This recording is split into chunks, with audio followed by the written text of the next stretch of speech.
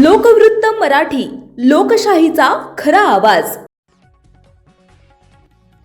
हातोडा पुलाजवळ भीषण अपघात, 2 निष्पाप जीवांचा जागीच मृत्यू।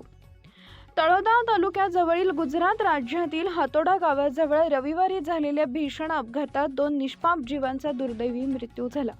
तापी नदीवरील पुलाजवळील धोकादायक वळणावर स्विफ्ट डिझायर कार आणि बजाज पल्सर मोटरसायकल यांच्यात समोरासमोर धडक झाली, ज्यामुळे परिसरात खळबळ उडाली। मिळालेल्या माहितीनुसार मोटरसायकलवरील जयपाल सिंग भारत सिंग गिरासे वय वर्ष 26 राहणार तालुका नंदुरबार आणि त्यांच्यासोबत असलेला अवघा 5 वर्षाचा नीरज कुमार कल्याण सिंग गिरासे यांचा जागीच मृत्यू झाला। विशेष हळहळ वाटण्यासारखं म्हणजे नीरज कुमारचा रविवारीच वाढदिवस होता, ज्यामुळे परिसर सुन्न झाला। अपघातातील चालक आणि एका महिलेला गंभीर दुखापत झाली। सर्व जखमींना तातडीनं नंदुरबार येथील रुग्णालयात उपचारासाठी हलवण्यात आले। घटनेची माहिती मिळताच गुजरातमधील निझर पोलीस तसेच तळोदा पोलीस घटनास्थळी धावून गेले व मदतकार्य सुरू केले।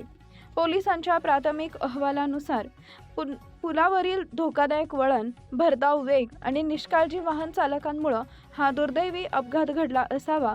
या घटनेमुळे तळोदा आणि नंदुरबार परिसरात शोककळा पसरली असून पोलीस तपास सुरू आहे।